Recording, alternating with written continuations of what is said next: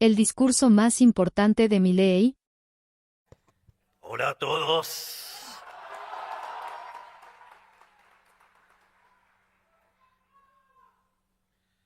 Antes que nada, quiero, antes de comenzar con el discurso, quiero hacer una reflexión, sobre la importancia de la tarea enorme que lleva a cabo CIPAC. ¿Y por qué es tan importante este evento? ¿Por qué es tan importante lo que hace CIPAC alrededor del mundo para que nos concienticemos de lo importante de la batalla cultural? Una de las cosas que suelo explicar, que es la forma en la cual nosotros miramos esta tarea que tenemos por delante. Son básicamente 3 vías de acción.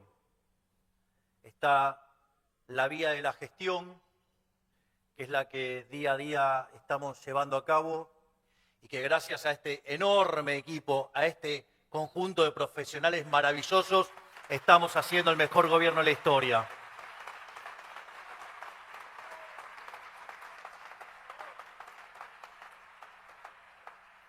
Por otra parte, hay una segunda vía de acción, que es lo que tiene que ver con la acción política, y que aquí están muchos de nuestros legisladores y que también están llevando una tarea enorme en conjunción, con Guillermo Franco, que es el señor de la muñeca.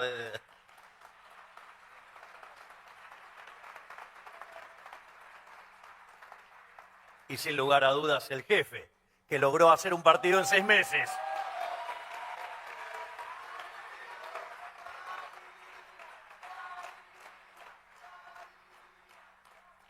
Y la otra vía es la vía de la batalla cultural. Esto es muy importante que lo tengamos en claro, porque los socialistas, luego de caído el muro de la vergüenza, el muro del terror, el muro de la sangre, que no solo fue un fracaso en lo económico, en lo social y en lo cultural, sino que además asesinó a 150 millones de seres humanos por una trasnochada de intelectuales imbéciles arrogantes. Ya sabían que no me caían bien los zurdos, así que no se sorprendan.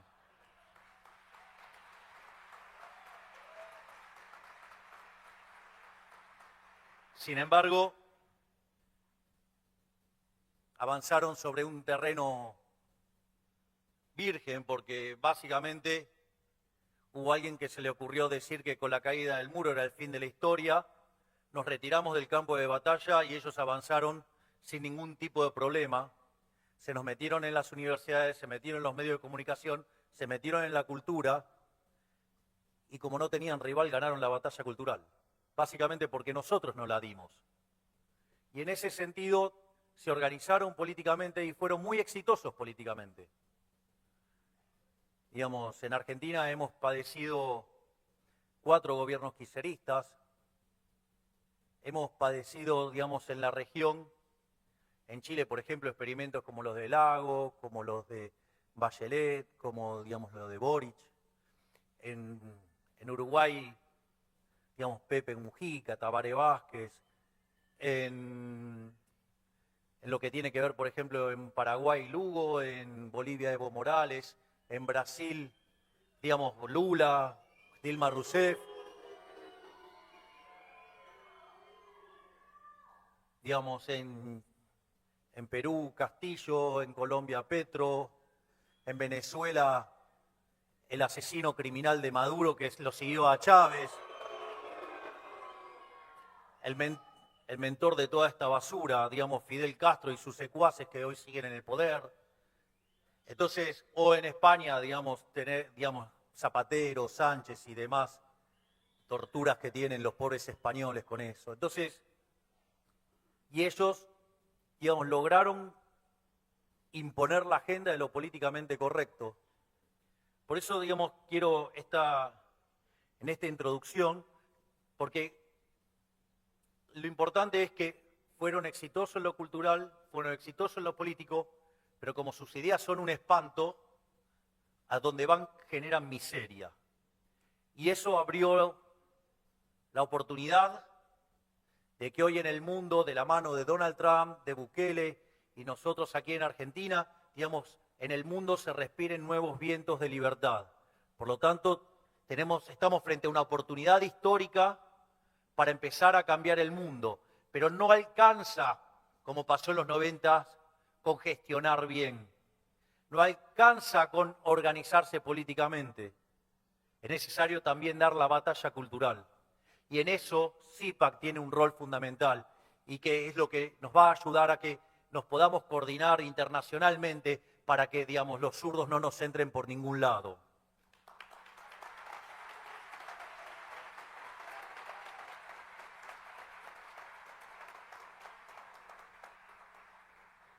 Y es por eso que a estos efectos, esta introducción, yo la quiero hacer con la perashá que se llama Vayetse. Porque básicamente en el comienzo de la perashá encontramos la historia en la cual Jacob sale de la casa de su padre y viaja hacia la sierra de Harán para encontrar luego una pareja y construir las 12 tribus del pueblo hebreo. En la mitad de su viaje nos cuenta la perashá que Jacob frena para descansar y pone piedras únicamente alrededor de su cabeza para protegerlo de las fieras salvajes del lugar. Entonces la pregunta es, ¿acaso no tendría que haber protegido todo su cuerpo? ¿Por qué protegió solamente su cabeza? Esto es lo que quiero que quede claro, esto es lo que tenemos que entender y esto es el rol de la batalla cultural. ¿Por qué solamente protege su cabeza y no el resto del cuerpo? Porque ustedes necesitan proteger su cabeza, necesitan proteger sus ideas. Ustedes tienen que fortalecer sus ideas. Si ustedes fortalecen el cuerpo, pero no fortalecen las ideas, las fieras se los van a comer igual. En cambio, cuando ustedes fortalecen su cabeza, ustedes están prestos y en condiciones de dar la pelea. Y justamente esto es lo que hace CIPAC. Cuida de la cabeza, cuida las ideas, son los guardianes de las ideas. Y por eso es tan importante. Y esa es la reflexión de la perashá, que tenemos que cuidar las ideas, porque si no damos la batalla cultural, no importa cuán buenos seamos gestionando, no importa cuán buenos seamos políticamente para poder llegar, porque si la cabeza falla, si falla el espíritu, si falla, digamos, los que nos motiva y moviliza, no vamos a llegar a ningún lado. La complejidad que tiene la gestión es enorme. Y si ustedes no tienen definido el norte, si ustedes no saben dónde van, es como el dicho ese, que no sabe lo que busca, no entiende lo que encuentra. Entonces nosotros a diario en la gestión nos encontramos con un montón de dificultades y adversidades. Pero lo que marca siempre el norte es nuestra visión. Y eso es lo que tenemos que alimentar nuestra visión, porque en la medida que nosotros fortalezcamos nuestra visión, eso nos va a hacer resilientes, nos va a permitir enfrentar a los zurdos y ganarle en todos los terrenos y terminar de una vez por todas con la basura del socialismo.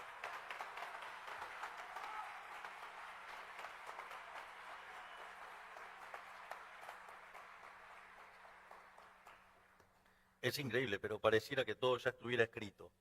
Así es que bueno, lo que quiero, digamos, ya entrando de lleno al discurso, voy a tratar de no tener desvíos así. Ya saben que últimamente no vengo cumpliendo, porque 2/3 de los discursos son desvíos, con lo cual, pero voy a tratar. Hoy es un día de festejo para nosotros. Hace tiempo teníamos ganas de organizar el CIPAC aquí.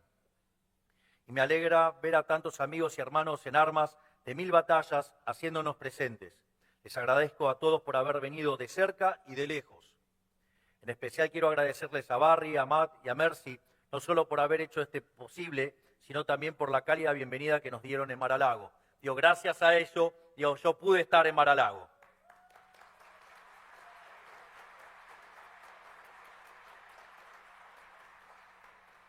Porque estar juntos nos hace más fuerte. Y vaya que necesitamos esa fortaleza, porque todavía queda mucho camino por recorrer en esta guerra que estamos y seguiremos librando en defensa de nuestras ideas comunes, que son las ideas de la libertad.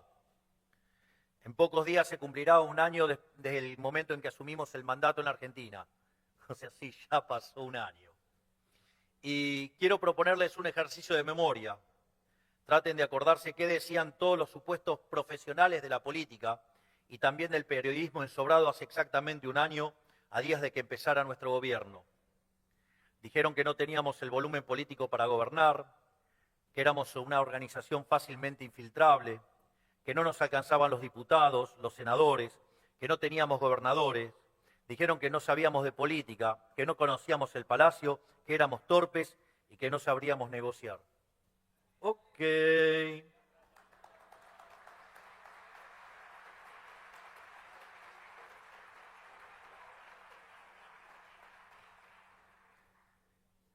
También dijeron que nos iban a llevar puestos. Comían pochoclos porque nos caíamos primero en marzo, luego en abril, luego en mayo, luego en junio. Bueno, los comedores de pochoclo deben estar bien gordos porque no les hemos dado el gusto.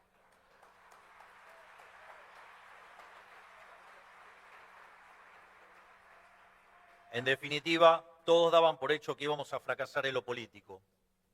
Y hoy, los mismos periodistas, politólogos de distinto orden que descontaban que no le íbamos a lograr, hoy reconocen entre dientes, estar sorprendido con el manejo del poder que tiene este gobierno. No solo eso, a 12 meses podemos decir que en todos los frentes de batalla hemos cumplido nuestros objetivos con creces, logrando hitos que exceden incluso lo que nosotros mismos nos propusimos. ¿Creen que es posible lograr lo que hemos logrado sin política?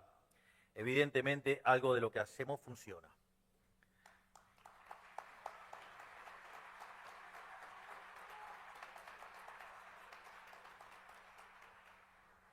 Por eso, hoy quiero reflexionar con ustedes precisamente acerca de esto. Vamos a hablar de política, vamos a hablar de método, vamos a hablar de poder. Como todos saben, yo no soy político. De hecho, siempre desprecié a los políticos. ¿Y cómo no iba a odiarlos? Es más, ¿cómo no iba a odiar al Estado, que es una herramienta de opresión? Alcanza con entender algo de economía y ver lo que hicieron a la Argentina para tener razones de sobra. De un país que nada tenía que envidiarle a las principales potencias del mundo, pasamos a ser una fábrica de miseria.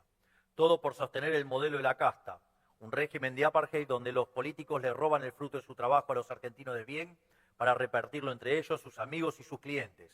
En fin, una historia que quienes estamos aquí conocemos bien y no tiene sentido repetir hoy. Este régimen se extendió por 100 años y en ese marco se desarrolló la política profesional. Cientos y miles de dirigentes entrenados en cómo comportarse, cómo negociar, cómo comunicar, cómo hablar a cámara, qué se puede decir y qué no. Y nunca se olviden de meterle la mano en el bolsillo a la gente, ¿no? Digamos que era el rasgo fundamental.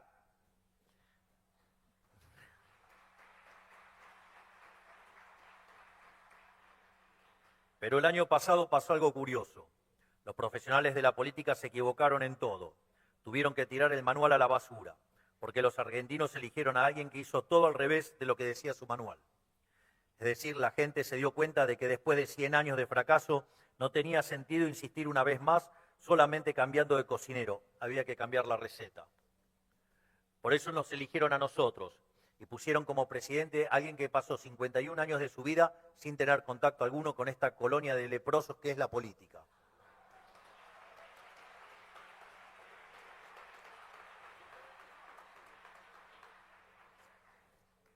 De hecho, yo puse en práctica otro manual, con otras fórmulas, quizás no tan profesionales ni tan políticamente correctas. No prometen prosperidad a cambio de nada, como indican los libros de política tradicional. Tampoco son las fórmulas del liberalismo derrotista, que cree que con enfocarse en la economía alcanza para mantener a raya a la izquierda. Mis fórmulas son un poco diferentes. Son producto de la intuición y de una vida de aprendizaje. Son fórmulas que fueron resistidas e incluso ridiculizadas por los profesionales de la política que hoy se hacen los sorprendidos. Por eso es que voy a compartir con ustedes, digamos, lo que vendría a ser nuestro decálogo de cómo nosotros enfocamos la política. Primero, es mejor decir una verdad incómoda que una mentira confortable. Es decir, la verdad primero de todo es una obligación moral, pero además he encontrado que operativamente es efectivo, porque no hay medida que funcione si el diagnóstico previo tiene pies de barro. Intentar ajustar la realidad de un modelo fallido siempre resulta en catástrofe, por más buenas intenciones que uno tenga. Si la salida es antipática, mejor pasar el mal trago lo antes posible. El problema de los políticos siempre fue que tuvieron miedo a perder sus privilegios si le decían la verdad a la gente. Nadie quería ser piantavotos. Bueno, las mentiras al principio pueden caminar, pero a la larga tienen patas cortas. Miren lo que pasó el año pasado. La gran mentira que fue el modelo del Estado presente. Una casa de naipes, realmente. Se terminó cayendo sobre sí misma y estaban tan acostumbrados a refinanciar la cuenta corriente de la mentira con más mentira, que terminaron subestimando a la gente, que los echó a patadas. ¿Se acuerdan cuando allá en el 2021, en Plaza Holanda, se acuerdan lo que dije? Yo me metí acá para sacarlos a patadas en el culo. No me van a decir que no cumplí.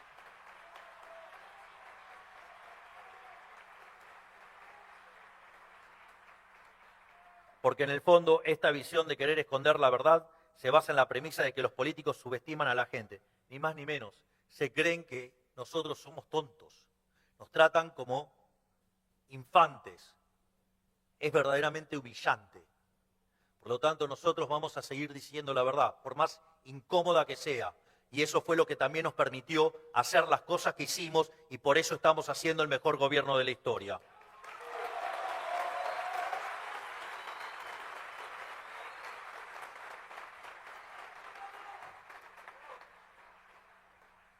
Segundo, aviso que después que termine de dar este título, toda la progresía, toda la politiquería barata, todos los micrófonos ensobrados van a llorar, van a decir que soy totalitario.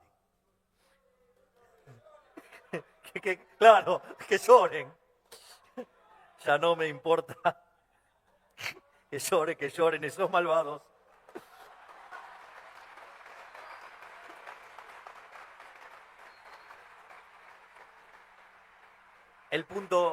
Por lo tanto, el punto 2 es, nos importa un rábano la opinión de los políticos sobre casi todos los temas.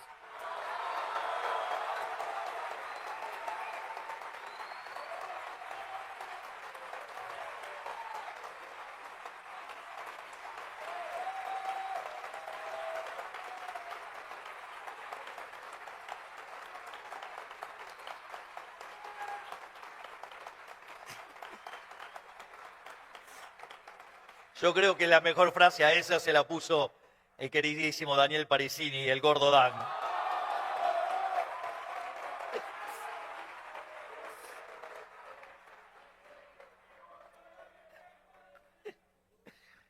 Aquí lo importante es compartir un diagnóstico acerca del sistema. El modelo de la casta es un esquema de extracción de riqueza de los políticos en perjuicio de la sociedad. O sea, en el modelo de la casta, los argentinos de bien tienen que perder para que los políticos ganen.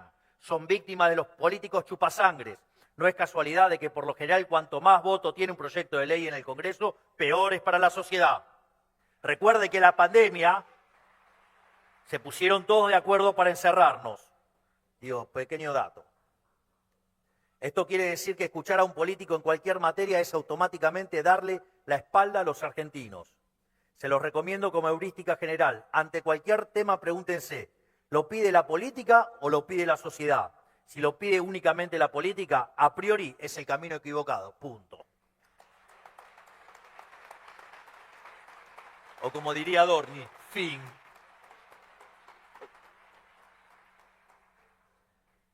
Esto también es importante. Y esto, de hecho, mi equipo puede dar cuenta de esto. Tercero, nunca hay que negociar las ideas para rascar un voto. Nunca hay que negociar las ideas para rascar un voto.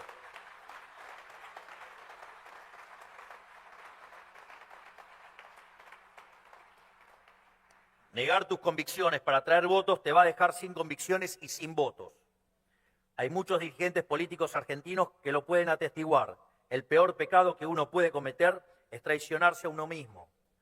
Esto es, sacrificás lo más preciado que tenés, que es tu identidad y el valor de tu palabra. Y a la larga es en vano, porque no funciona. La gente no es tonta y se da cuenta cuando un político miente. Lo mismo.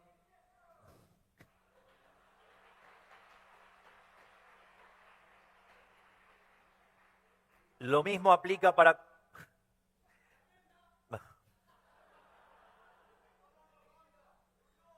Bueno, vamos. Lo mismo aplica para conformar un espacio político. Para nosotros el concepto americano de partido cachol no funciona. No van a encontrar aquí, como en otros partidos, a dirigentes que dicen una cosa, sentados al lado de dirigentes que dicen lo contrario. Sumar por sumar resta, porque en política el todo a veces termina siendo menos que la suma de las partes. Bueno, al final lo pidieron tanto, hablaron todo el siniestro, digo, el párrafo estaba dedicado al siniestro.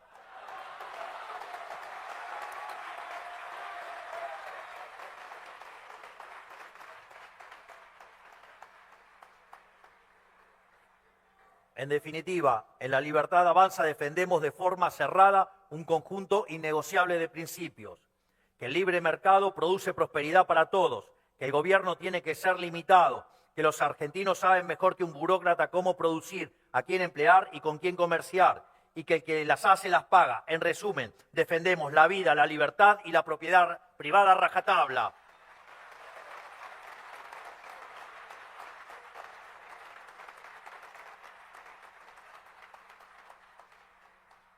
Cualquiera que quiera defender estas ideas espalda con nosotros es bienvenido, sea quien sea, y haya estado donde haya estado, pero las ideas no se negocian.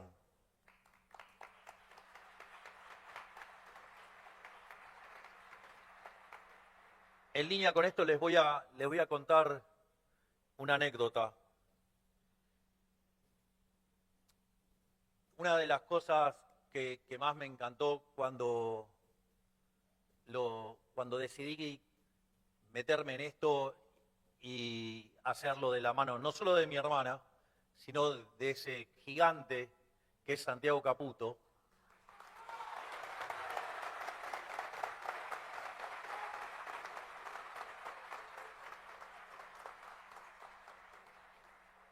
Un momento que eché a mi otro consultor, que era mi consultor antes, que anda diciendo y se la pasa hablando de que era mi asesor, y que le puse justamente una patada en el culo porque quería transformarme en otra cosa distinta a la que era yo. Por eso es raro que se ande jactando diciendo de que era mi asesor, cuando en realidad fue eyectado porque justamente lo que quería hacer era cambiarme. Una de las cosas geniales de Santiago fue que dijo, no hay que cambiarte, hay que ir como es uno y hay que ir de frente y así con la verdad y no mutarnos en otra cosa para parecer otra cosa, digamos, una trampa infinita. Y eso también, digamos, se volvió parte del mecanismo de toma de decisiones. Porque, en general, los políticos, ¿cómo toman decisiones? Digamos, agarran, toman las encuestas, ven lo que le gusta a la gente y le dicen a la gente lo que quiere escuchar. Y nosotros en realidad no trabajamos de esa manera, porque ese mecanismo es inconsistente, porque cuando ustedes suman cada una de esas partes, el resultado agregado no es consistente, es decir, digamos, da un resultado incoherente. Entonces, en ese criterio nosotros sí miramos encuestas para ver el estado de situación, digamos, de cómo están las cosas, pero nosotros tenemos un norte y entonces es qué necesitamos explicar a la sociedad para poder ir a ese mundo que nosotros planeamos, que consideramos que es mejor. Y en función de eso, así es como nosotros hacemos esta construcción. Y muchas veces, digo, eso no es libre de costo, eso tiene costos. O sea, no es libre de costos. Es decir, hacer lo correcto, cuando durante más de 100 años le contaminaron a la gente con estupideces, no es fácil. Y cuando uno lo hace, eso implica costos. Y esos costos se pagan en términos de imagen. Entonces, un día estaba hablando con un periodista, digamos, creo que fue, no sé si fue con Antonio Laje o con Gabriela Danelo, dos grandes periodistas, dos tipos honestos, sinceros, que no andan haciendo trampa, ni operan, ni nada por el estilo. Tipos que... Y me dijo, la verdad es que todos los políticos terminan con mala imagen. Entonces ahí, digamos, una de las cosas que yo me di cuenta es que la verdad es que si uno tomar decisiones implica costos, uno va a terminar arruinando la imagen. Y entonces, la imagen, digo, esto está muy internalizado adentro del triángulo de hierro, y digamos, si eso nosotros se lo transmitimos al equipo, y es que, ok, si vamos a terminar con mala imagen de todos modos, por lo menos hagamos las cosas que están bien. Y eso nos llevó a dar...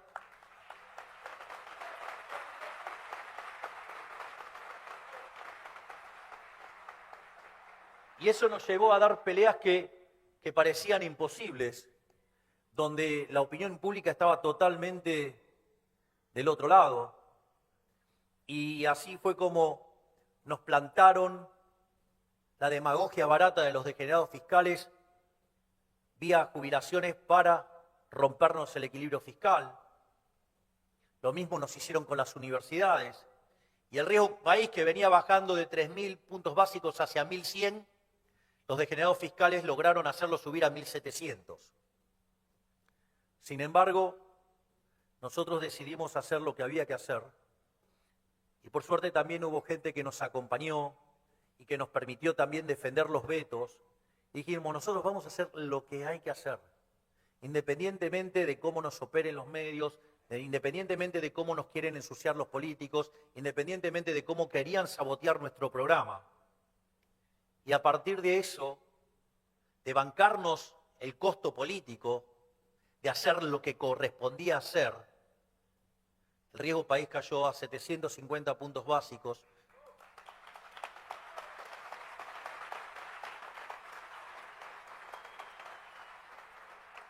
Si ustedes toman el tercer trimestre del año, la economía se expandió al 3,4%, lo cual equivale a una expansión del orden del 14% anual, o si lo quieren tomar desde que se tocó el piso en abril, digamos, la tasa de crecimiento de Argentina viene a un ritmo del 10% anual. Es más, la inflación que estaba al 54% mensual la bajamos al 1,2%. El nivel de actividad hoy está por encima del que heredamos en diciembre. Si ustedes se fijan, la economía, cuando tomen la evolución del PBI, sí va a caer, pero esa caída va a estar por debajo del arrastre estadístico que nos dejó el gobierno anterior de 2,8. Entonces, lo que estamos probando es que no solo hemos evitado una hiperinflación, sino que además lo hicimos sin que se pierda nivel de actividad entre puntas, con los salarios medidos en dólares pasando de $300 a $1.100 y habiendo dado contención social y habiendo exterminado la seguridad. Vaya que vale la pena hacer las cosas bien.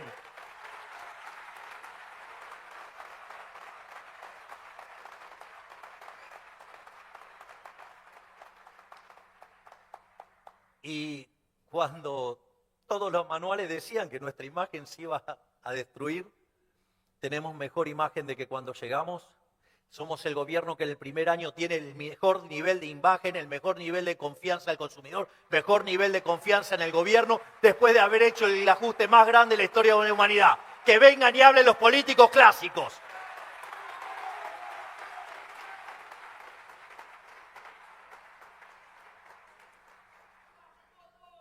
Por lo tanto, si no pensábamos negociar antes, ahora que los resultados acompañan, menos.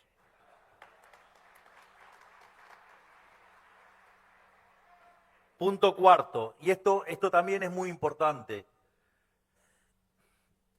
En especial esto lo deberían aprender los liberales de Copetín.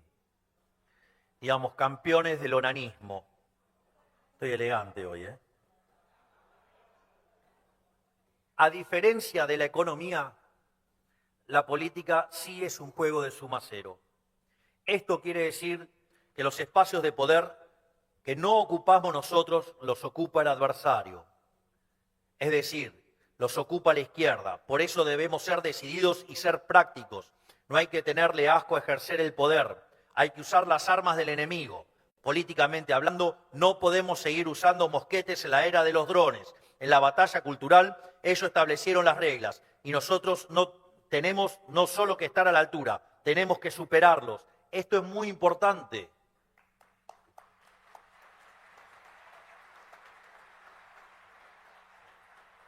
Yo a veces me pregunto, digo, cuando miro los comentarios de los liberales de Capetinho, los libertarados.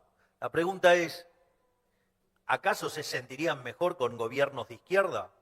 ¿Acaso estarían mejor con el kirchnerismo? Bueno, un imbécil lo dijo, ¿no? Digo que era lo mismo que Massa, ¿no? Pero bueno, digamos, parece que tenemos en la fauna algunos que la envidia, el odio, el resentimiento les metió un habano en la cabeza, pero de otro material, o sea, de materia fecal.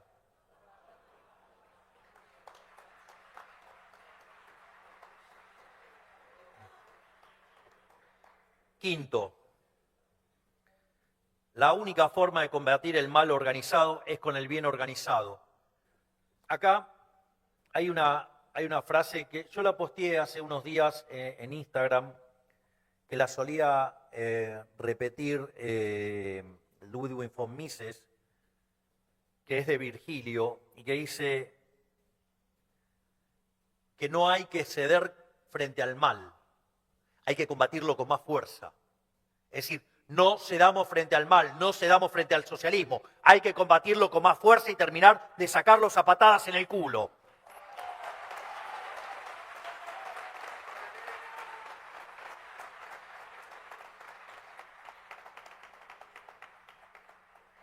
Y aviso que esto es una discusión política, porque si no, no va a faltar el nabo que crea que estoy agrediendo a mi profesor ahora. Porque digo, vieron que son muy... Bueno, al pobre Dan, digamos, lo acusan y lo comparan con terroristas, ¿no?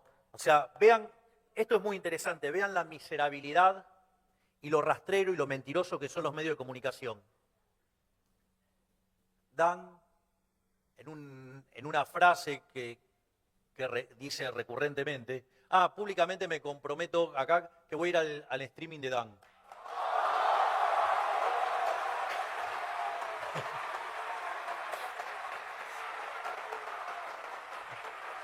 Yo no voy a streaming, pero la misa se ganó un lugar en el corazón. Mirá.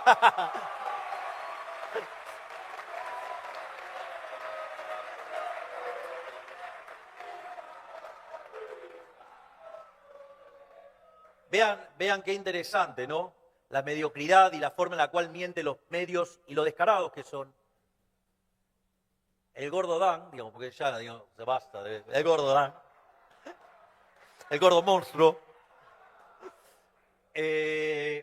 Básicamente, ¿qué es lo que dijo? Nosotros somos el brazo armado del presidente y nosotros tenemos la herramienta, el arma más poderosa que se creó en la historia de la humanidad, y sacó su teléfono celular. Miren la miserabilidad de los medios que agarraron la frase, la cortaron, quitaron lo último, que era la referencia explícita al celular, y empezaron a hablar del brazo armado y empezaron a compararnos con los hijos de remil puta que durante fines de los 60 e inicio de los 70 mataban gente.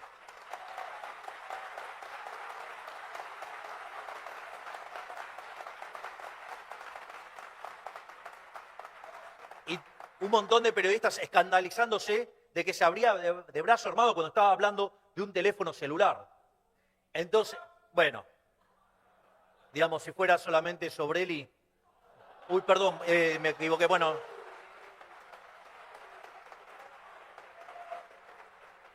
Entonces, verdaderamente, vean la deshonestidad intelectual, y eso lo hacen muchísimos. Porque, bueno, si van a hacer la lista, son un montón. Digamos, pero bueno, el otro día Tintunelli les dio una, casi los condecoró.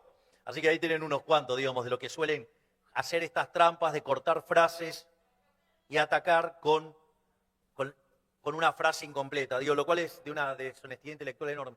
Pero no lo hacen solamente los periodistas, Digo, también lo hacen muchos profesionales.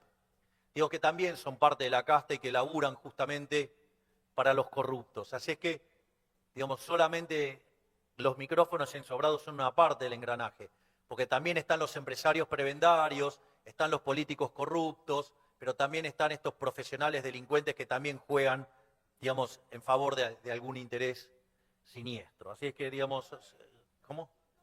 Y bueno, estoy hablando de eso, justamente. Entonces, nada, aviso que esto no es en contra de mi mentor, porque digo, esto es política, no Esto no es filosofía, ni pensamiento, ni nada. Entonces, política, esto se trata de poder. Poder. Y si no lo tenemos nosotros, los tienen los zurdos de mierda.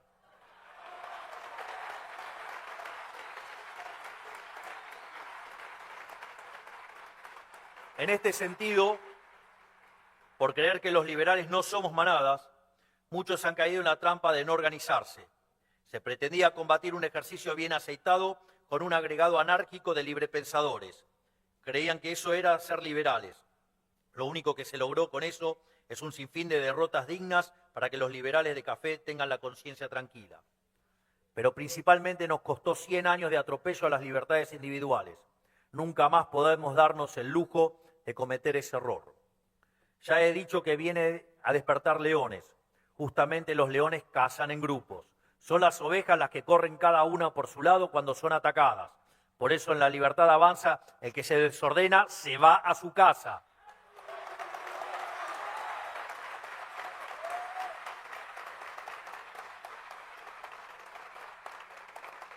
O como he dicho en otras oportunidades, Roma no paga traidores.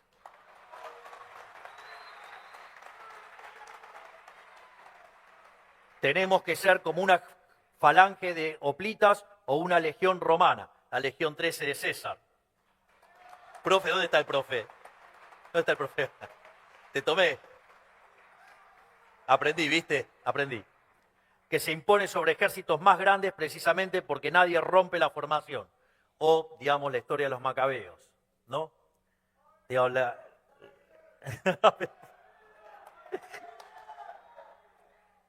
Bueno, digamos, estas interrupciones hacen que vuelva el texto y no haga el ejemplo de los macabeos.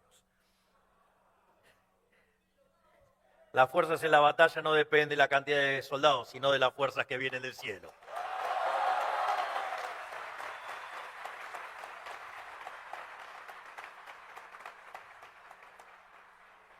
Sexto, cuando el adversario es fuerte, la única forma de derrotarlo es con una fuerza mayor. Esto no solo es un principio de la política, sino también de la física. Hay que ser inclementes y nunca ceder un centímetro. No se puede levantar la bandera blanca frente a la izquierda. Intentar apaciguarla no es una opción. Tenemos que ser conscientes de que ellos no actúan desde la buena fe, sino desde una ambición criminal por el poder. Prefieren que el país colapse antes de ver que prospere sin ellos. Prefieren reinar en el infierno que servir en el cielo. Y si tienen que transformar el cielo en el infierno para mantenerse en el poder, lo van a hacer.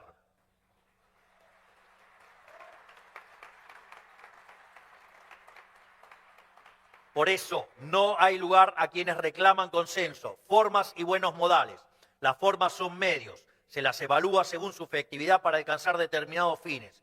Y hoy, someternos a la exigencia de las formas es levantar una bandera blanca frente a un enemigo inclemente. El fuego se combate con fuego. Y si nos acusan de violentos, les recuerdo que nosotros somos la reacción a 100 años de atropello.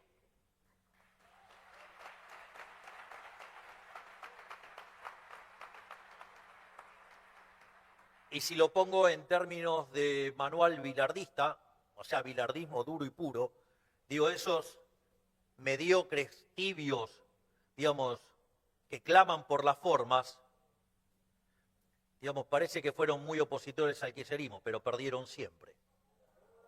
Por lo tanto, menos palabras y más resultados. Nosotros tenemos resultados. Y no te gustan las formas, pero de vuelta.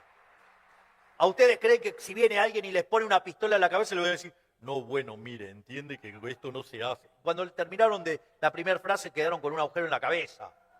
Entonces,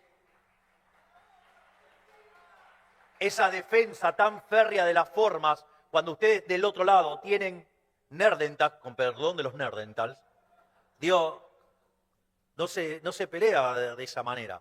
Si ustedes, o sea, le van con las buenas formitas, ¿qué va a pasar? Lo van a pasar por arriba. Nosotros no nos vamos a dejar pasar por arriba por los neandertals.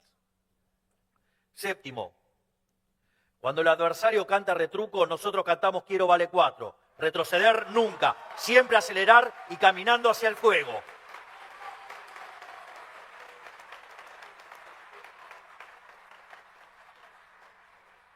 La mejor defensa es siempre un buen ataque. Cuando nos estamos defendiendo perdemos la iniciativa, perdemos la agilidad y estamos aceptando los términos de discusión deshonestos del enemigo. Pero no somos los que tenemos que darles explicaciones a ellos. ¿Cómo vamos a hacerlo si los responsables de ese desastre y de haber hundido al país en el sexto subsuelo son precisamente ellos? Además, si cedemos, ellos lo percibirán como una señal de debilidad. Nos hemos dado cuenta rápidamente de que su estrategia se basa en la amenaza y la intimidación. Por eso siempre que recibimos un golpe hay que subir la apuesta y responder con 3.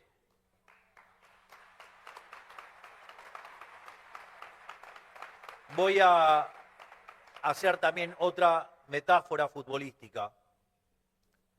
Si ustedes tienen un equipo y se cuelgan del travesaño los 11, no van a ganar nunca. Ganar también implica tomar riesgos. Ganar implica tomar riesgos. Entonces, no nos podemos colgar del travesaño, porque si hacemos eso vamos a perder seguro. Es decir, hay que salir y hay que buscar y hay que ganar el partido. Sí, digamos, ¿nos podemos comer algún gol? Sí, eso puede pasar. Pero tengan en claro que nosotros tenemos las mejores ideas y los vamos a pasar por arriba. Así es que, adelante, a salir y a atacar que ganamos.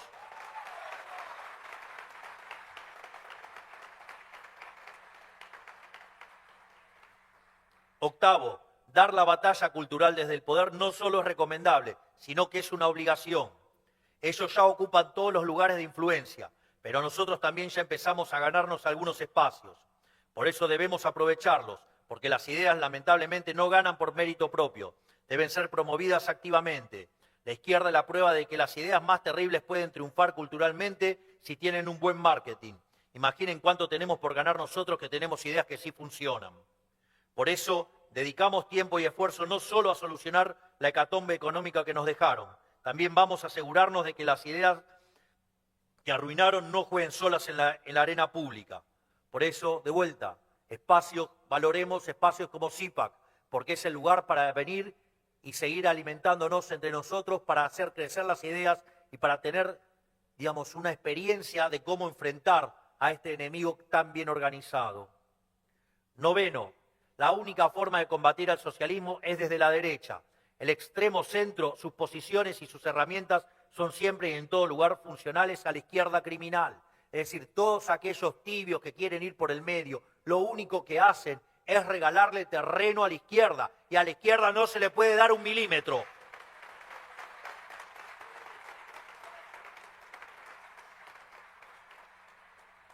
Nosotros somos escépticos del consenso, somos escépticos del diálogo, porque no nos interesa continuar con los famosos consensos de la política, que no son más que pactos para seguir viviendo eternamente del pagador de impuestos. Hemos venido a romper con todos esos mal llamados consensos. Y digo mal llamados porque fueron acuerdos internos entre la clase política sin consultar al ciudadano, que es el que paga la fiesta. Porque no olvidemos nunca que lo que ellos llaman consenso es el consenso entre ellos, entre quienes quieren mantener el statu quo de privilegios para los políticos. Y porque además no puede haber consenso entre el bien y el mal. No puede haber consenso entre el bien y el mal. No puede haber consenso entre lo moral y lo inmoral.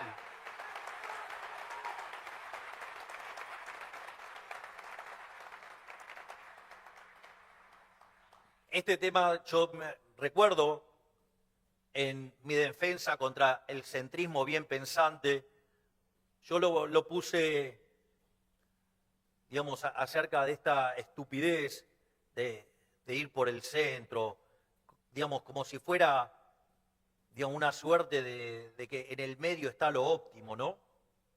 Entonces, siguiendo a estos imbéciles del centrismo bien pensante, yo les proponía dos casos. ¿Estamos de acuerdo que respetar la vida está bien? ¿Estamos de acuerdo que el asesinato está mal? Bueno, entonces, según los imbéciles del centrismo bien pensante, hay algo óptimo llamado tortura, y eso también es una aberración. Por lo tanto, cuando uno, digamos, pone en la mesa los valores morales, está claro lo que está bien, está claro lo que está mal, y con el mal no se tranza.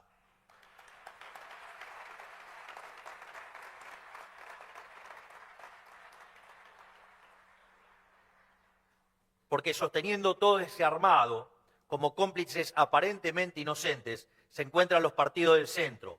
Ellos son la oposición controlada de la izquierda, siempre dispuestos a ser los garantes de sus reformas. Son quienes la legitiman desde su postura de conciliación y moderación. Son quienes se presentan como el justo medio entre los extremos peligrosos, pero siempre son los primeros en apoyar el aborto, el ambientalismo radical, el feminismo radical y todas las agendas del socialismo globalista. Son los que nos acusan a nosotros de supuesta intolerancia, mientras coexisten y hasta comparten agenda reivindicando, digamos, a las dictaduras comunistas asesinas, por ejemplo, la de Castro o el dictador Maduro.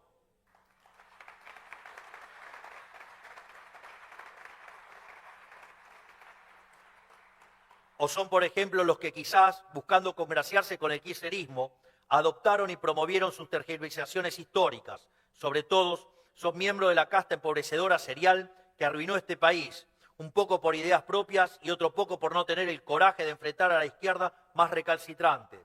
Son los que piden gestionar mejor un Estado asfixiante en lugar de desmantelarlo, para poder seguir viviendo de la riqueza ajena.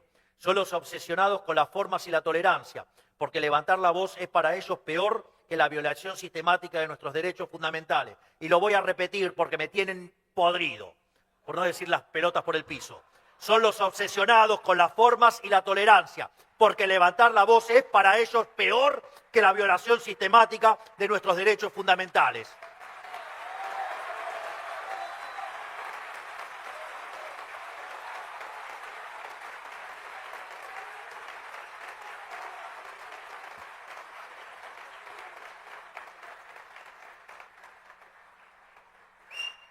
Y son los mismos que, amparados en la supuesta moderación, han bloqueado muchas de nuestras reformas junto al kirchnerismo. Es decir, estos moderados son los mismos que habilitaron atrocidades que hizo el kirchnerismo. Lo que quiero decir con esto es que más allá de cuestiones estéticas y aspectos superficiales, a la larga el extremo centro se manifiesta como lo que es, funcional a la izquierda criminal.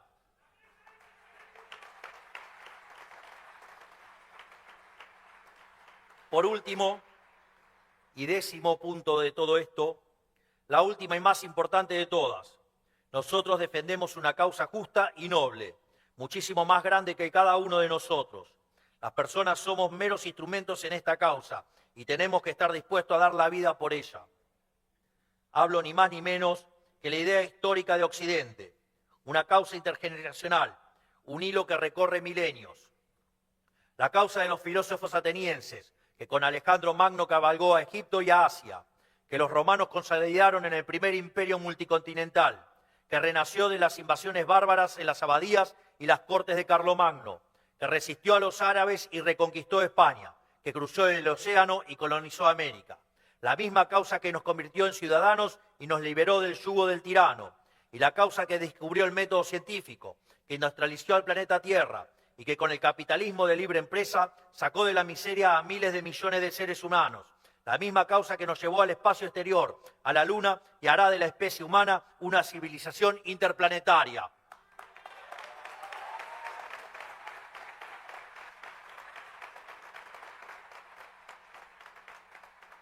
En definitiva, hablo de la gran gesta civilizatoria que es Occidente, una causa de honor, de coraje, de mérito y de búsqueda implacable de la verdad. Esa es nuestra causa, esa es la línea histórica que venimos a restaurar. Por eso cuando digo que la fuerza del cielo nos acompaña, no se trata de una superstición, se trata de la verdad histórica, de reconocernos y mantenernos en el sendero del bien. Defender una causa es un valor demasiado trascendente para la comprensión del político promedio. Ellos están acostumbrados a defender únicamente su interés material, su beneficio inmediato. No tienen una noción de lo verdadero ni una noción de lo bueno. Si comprendemos el profundo valor de aquello por lo que luchamos, si comprendemos el tamaño de la causa que defendemos, comprendemos también otra cosa. Para estar a la altura de lo que la causa exige, necesitamos dejar nuestras aspiraciones personales de lado. No hay lugar para ambiciones personales, no hay lugar para mezquindades, no hay lugar para el yo. Si quieren pensar en la propia, váyanse a su casa. Lo que está en juego es demasiado grande para quienes nos han probado su fe.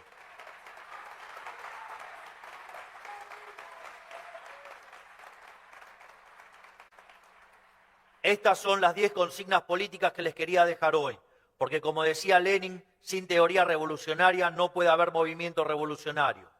Creo fervientemente que no solo es un decálogo de acción política para los argentinos, sino también para todos aquellos que comparten nuestras ideas en el resto del mundo. Para ir terminando, me gustaría hablar un poco sobre el momento histórico en el que nos encontramos. Hoy nos encontramos ante un cambio de época, donde el sistema global de casta privilegiada está colapsando. La enfermedad del alma woke está encontrando cada vez más resistencia. A medida que la población general se vuelve consciente de las intenciones detrás de su pretendida máscara humanitaria. A pesar de haber redoblado sus esfuerzos totalitarios de censura y desinformación, todas sus victorias son pírricas. Cada triunfo del wokismo ha sido consecuencia de la imposición y ha alimentado el justo resentimiento de una sociedad que ha dicho basta, basta a los woke.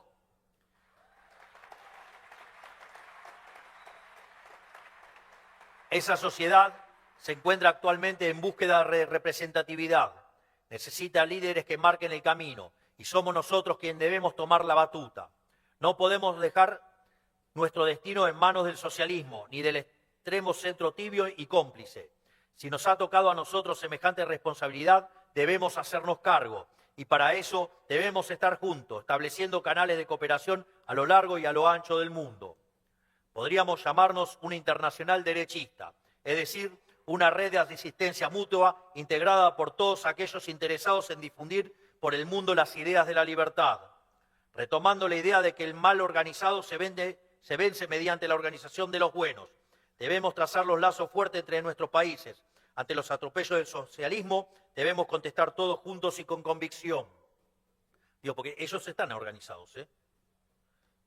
Así es que, digamos, vayan a exponer afuera y van a ver lo bien orquestado que tienen todo. Es nuestro deber moral defender el legado de nuestra civilización occidental y debemos encararlo con grandeza. Hoy el mundo está ante un cambio de época. Creo que a esta altura hay pocos que lo nieguen. Nosotros, todos los que estamos aquí, jugamos un papel importante en ese cambio de época. Quizás de una forma que hace 10 años ninguno acá imaginaba. Dígamelo a mí. Sobre todo quienes somos argentinos, que estamos protagonizando una verdadera revolución. Estamos siendo vanguardia en cómo se hace política, en cómo se gobierna, en cómo se maneja la economía de un país. De hecho, tenemos al mejor ministro de Economía del mundo. Gracias, Toto.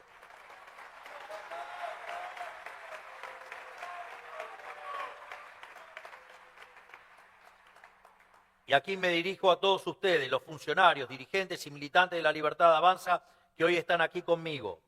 Detengámonos un segundo a ponderar lo que estamos haciendo. Uno por uno, estamos resolviendo problemas que en la Argentina estuvieron debajo de la alfombra por décadas. Incluso problemas que el mundo libre pocos se animan a abordar, como el tema del déficit fiscal. Solo 5 países del mundo están arriba de la línea financiera. La Argentina es uno de ellos.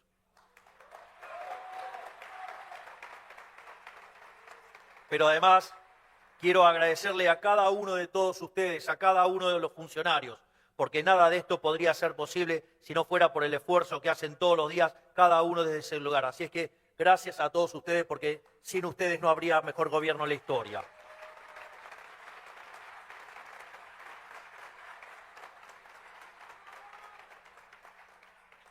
Por otra parte, dicen que la política es el arte de lo posible. Nosotros estamos demostrando todos los días que en realidad la política es el arte de hacer posible lo imposible. Y lo vamos a seguir haciendo. Porque decían que era imposible ajustar el gasto público en un punto del PBI.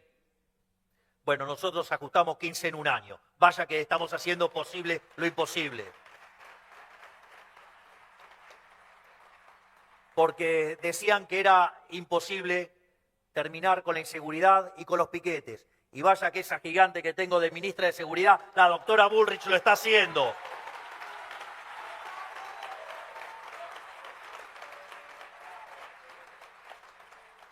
Y así podría seguir enunciando cada una de las maravillas que hace cada uno de los ministros, pero no me puedo estar spoileando todo de lo que voy a estar hablando el 10. Así que, por favor, guarden un poquito.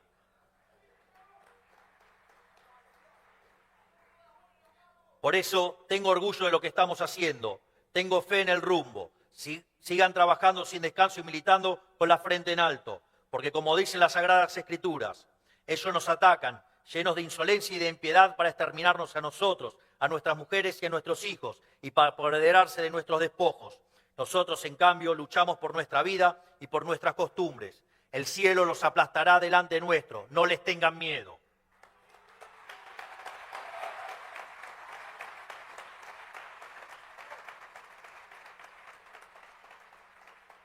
El mundo ha sido sumergido en una oscuridad profunda y exige a gritos ser iluminado. Y nosotros podemos y debemos echar esa luz. La Argentina puede ser un faro para el mundo, un faro de faros. Podemos ser ejemplo para un occidente que necesita desesperadamente reencontrarse con las ideas de la libertad. Por eso, que Dios bendiga a los argentinos, que la fuerza del cielo nos acompañen. ¡Y viva la libertad, carajo! ¡Viva la libertad, carajo! ¡Viva la libertad, carajo! Muchas gracias a todos. Gracias, porque sin ustedes esto sería imposible. En el cielo y un león al lado, noticias llegan como un tornado, con la fuerza de 1000 rayos, te traemos lo más sagrado. Por las fuerzas del cielo, somos la voz de tu sueño, con el león al lado, que mueve las noticias que nunca duermen.